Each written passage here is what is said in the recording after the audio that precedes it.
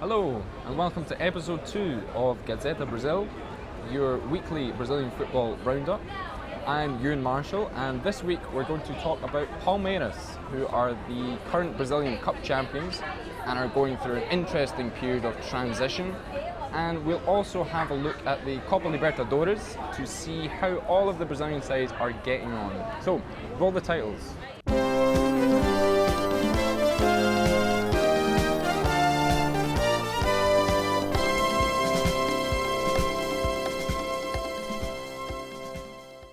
So, Palmeiras. They're one of the most interesting stories of 2015, as after many years of underachieving and even a spell in the second division, they went from being a yo-yo club to title contenders pretty much overnight, thanks to some heavy investment from their president and a huge sponsorship deal from credit card company Crefisa. Now, at the start of 2015, they signed a grand total of 20 new players, which is essentially a whole squad. But now, almost 16 months after that, the squad has still shown no signs of being able to gel and play together as a team. And as a result, after a disappointing loss midweek in the Copa Libertadores, Palmeiras have decided to sack their coach, Marcelo Oliveira. And in the newspaper the day after, Lance, a sports daily in São Paulo, went for "he has fallen" in quite dramatic fashion. Marcelo Oliveira no longer the coach of Palmeiras. That said, however, that cup win came largely as a result of the excellent big match attitude from quite a few of Palmeiras' players, and a stroke of luck as well, a stroke of good fortune, which are conditions which are really unsustainable over the medium to long term. So Marcelo even admitted several times over the last 6 months that he did not like the way his Palmeiras side were playing, and he even said that he has no idea how to sort the problem of Palmeiras. So with that in mind, with the national championship starting in 2 months' time, and with still enough time to save their Copa Libertadores qualification hopes, I think this actually was the right decision to let Marcelo go, and perhaps it could have happened a little bit sooner. Marcelo's replacement will be the 52-year-old Cuca, who actually played for Palmeiras back in 1992. And in today's paper, we had a nice image of his presentation at Palmeiras back home, with a nice little picture of him in 1992 in his Palmeiras shirt. So that's him back at Palmeiras.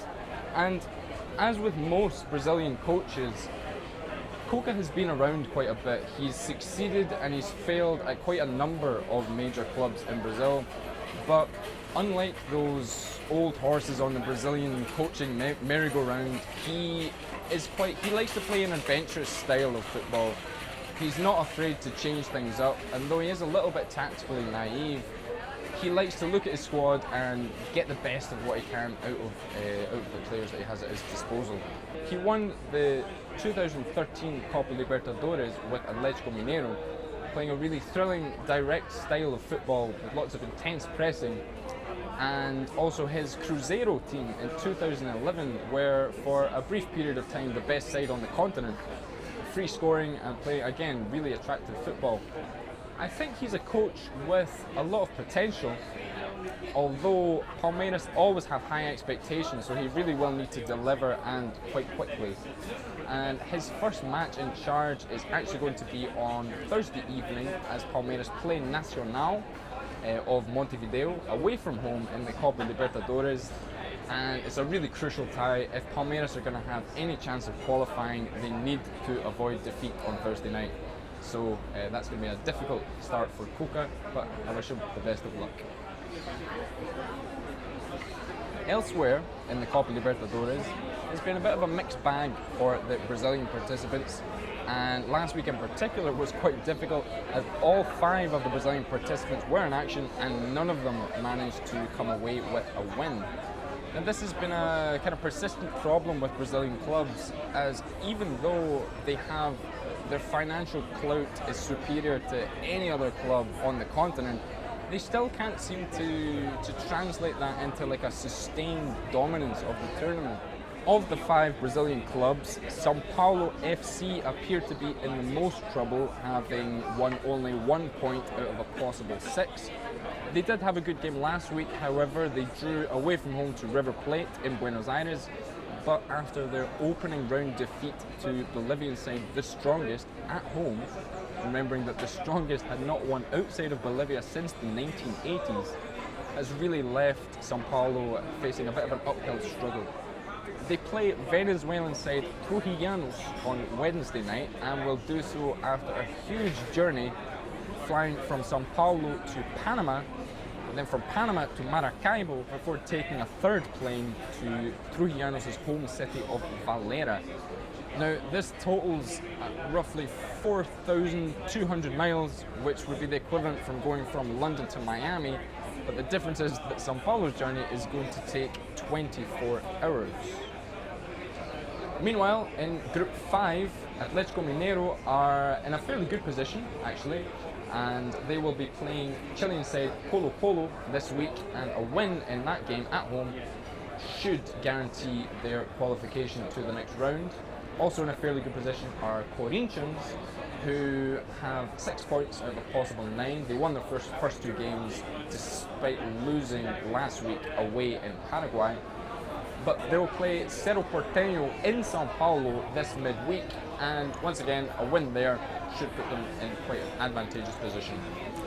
And the final Brazilian side in the Copa Libertadores are Grêmio, who, like Palmeiras, are sitting on 4 points with 1 win, 1 draw, and 1 loss. They are in quite a tight group led by Mexican side Toluca, who have 7 points. They will play Argentine side San Lorenzo in this midweek, who are famous for being the favoured side of Pope Francis. And they'll be really looking for a win in this one because they still have a couple of very difficult ties. They have to go to Quito to play in the altitude against Liga before hosting the group leaders Toluca. So, that's all for this week. Thanks for joining us. If you're new to the show, head to our YouTube channel and check out last week's episode. And don't forget to hit subscribe on the channel while you're there. And in the meantime, you can like our page on Facebook, follow us on Twitter. And until next time, I'm Ewan Marshall saying ciao e até a próxima.